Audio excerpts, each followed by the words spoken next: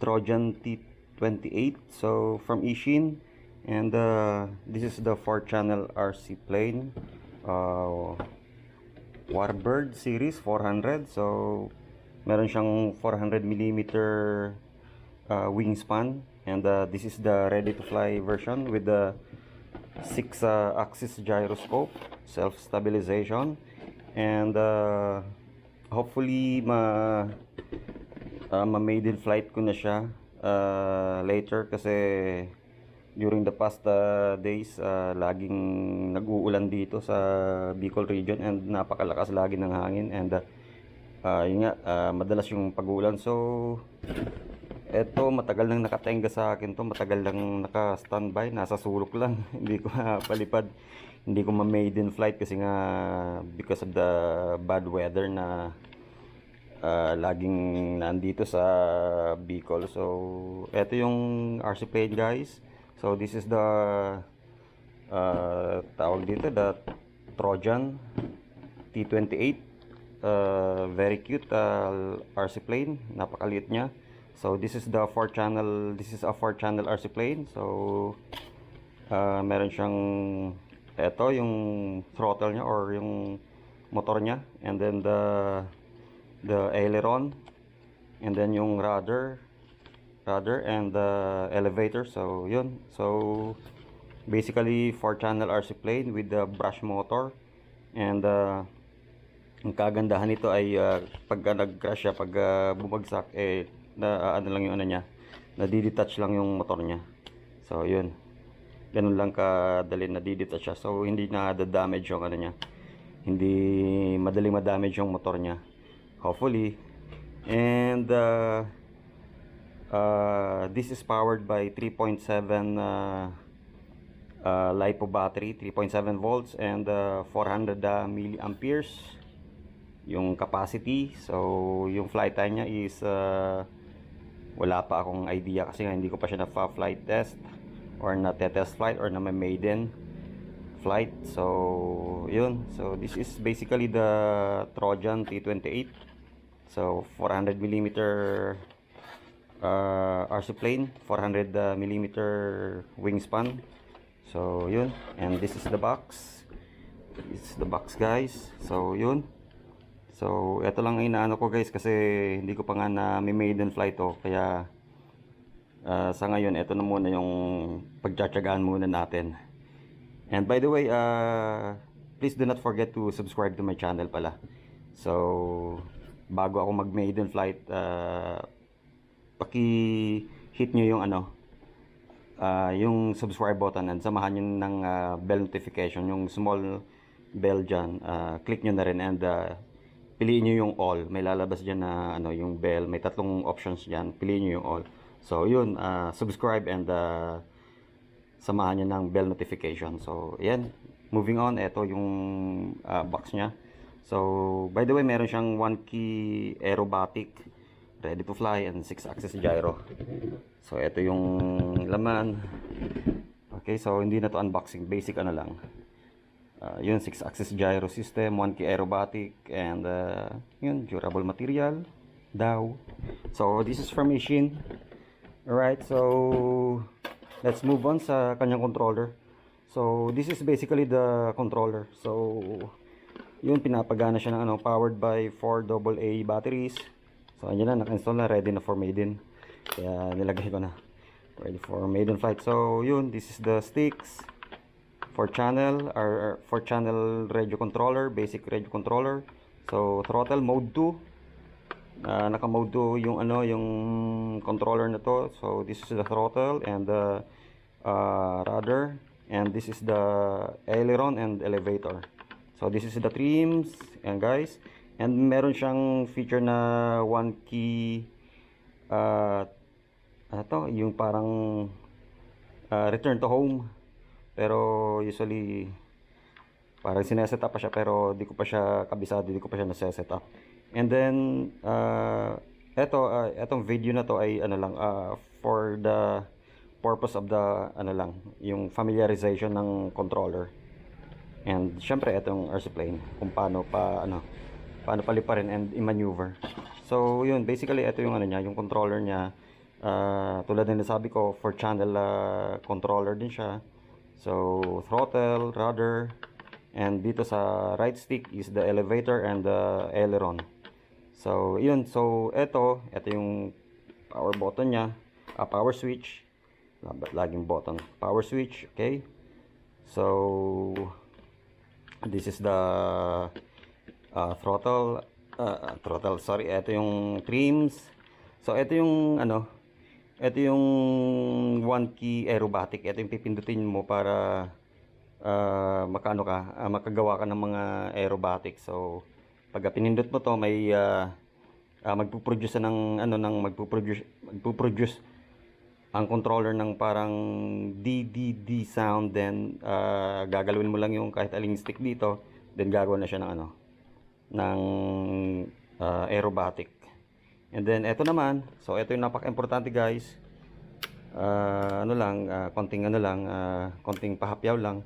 So kasi pag beginner ka, syempre dapat fully stabilize yung yung lipad mo. Dapat fully self-stabilize.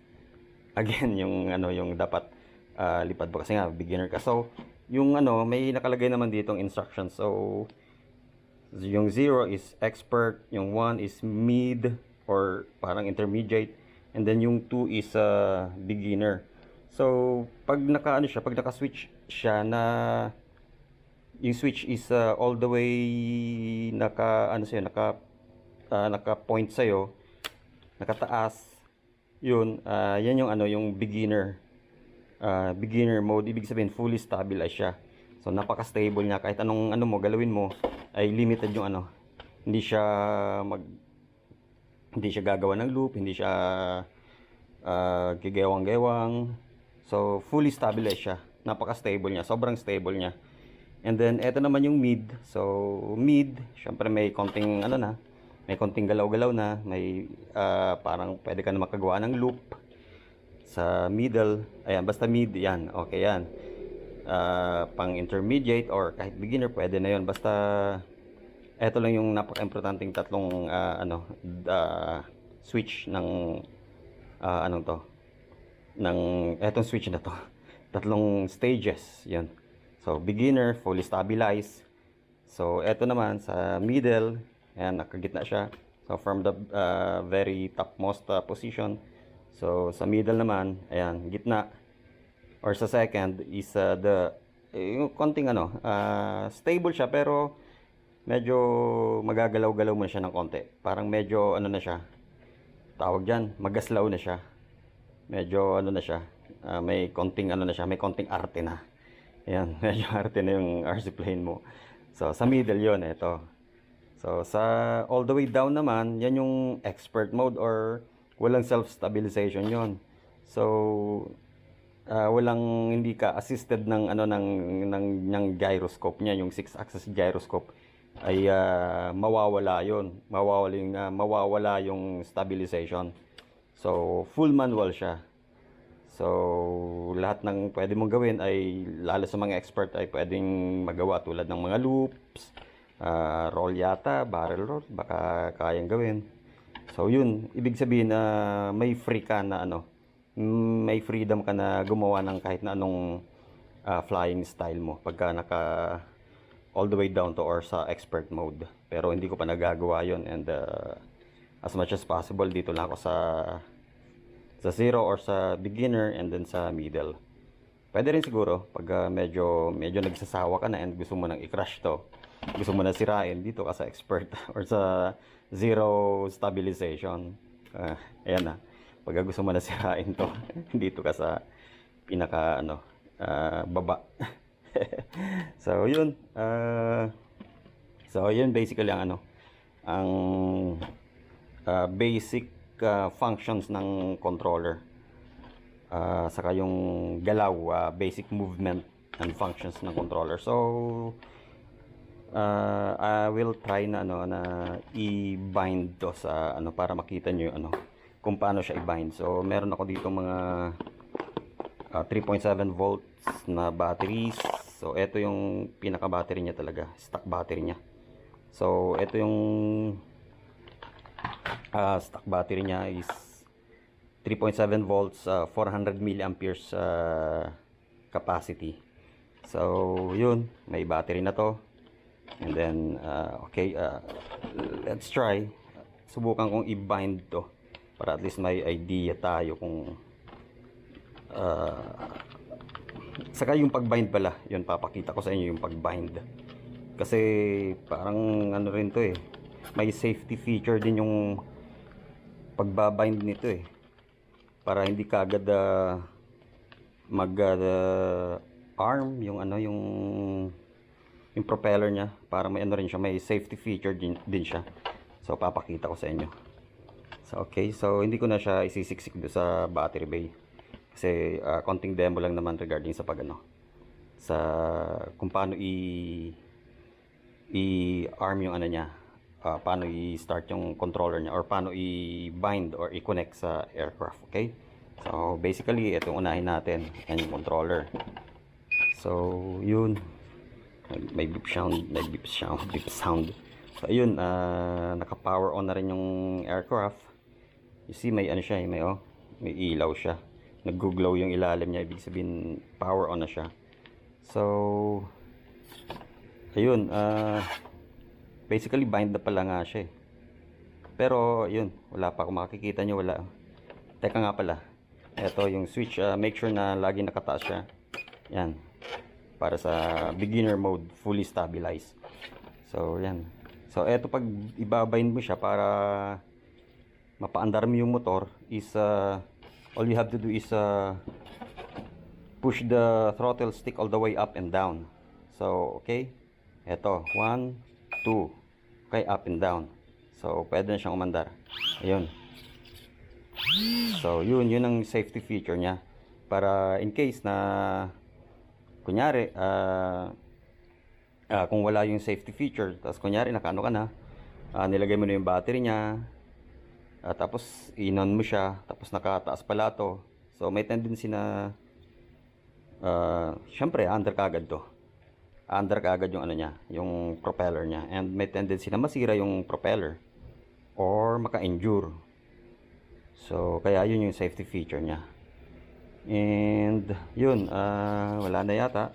And I think yun, kung wala man akong ano, kung medyo may kulang dun sa sinabi ko, paki-comment na lang yung mga ano, especially dun sa may mga experience na sa ano, yung sa mga experts, may mga experience na magpalipad ng RC plane or sa mga nakagamit na nito, paki-comment na lang sa comment section yung ano, yung mga hindi ko na cover dito. So yun, so bali ito yung ano, yun, so ito yung teka, naka beginner tayo. Ayan, naka all the way up yung ano, yung switch niya. So ito yung behavior ng ano niya, ng mga controls niya, ng aileron, ng rudder, elevator. So yun, masyado sensitive. So parang kina-counter ano niya kaagad, kina-counter balance niya kaagad yung ano, yung motion, na-sense niya kaagad. Kaya ano pa, pag tumagal na ganun, kina-counter niya kaagad para halimbawa pag nasa area na to, lumilipad na, ma-maintain yung stability niya, yung stability ng lipad niya. So yun, so let's switch naman sa middle or intermediate, and let's see. So ganun pa rin, napaka-sensitive pa rin ng mga controls niya. Yan, saka mas parang lalong naging sensitive. Ayan, parang mas naging free yung ano, mas naging free yung tawag dyan, yung galaw ng ano, yung counterbalance ng ano, or counter movement ng mga controls niya. Parang mas naging sensitive, mas naging free. And then sa expert mode, yeah, I'm coming up, stay inside. So eto, naka advanced mode or zero stabilization. So yun, mapapansin nyo walang ano eh, walang reaction yung mga controls niya. So hindi gumagalaw yung aileron niya, yung elevator, rudder, wala ayun, naka all the way down yung ano, yung switch, naka zero stabilization, or naka off yung gyro niya. Tingnan nyo, wala oh. Walang paggalaw ng mga controls niya oh. Walang sound ng mga servo niya. And let's go back sa middle. Ayan, kung mapapansin nyo, ayan oh. Ayan, may sound yung servo niya eh. Ibig sabihin gumagalaw yung ano niya, yung controls niya. And then sa ganun pa rin sa beginner, fully stabilized. So yun. Malakas yung ano niya, yung ano niya, yung stabilization, yung counter ano niya, counter movement para ma-balance yung aircraft. So okay, so yun lang. And hopefully yun later maiden flight ko to kasi nga ngayon medyo gumaganda na yung panahon. Baka bukas or later medyo maging favorable na yung weather dito.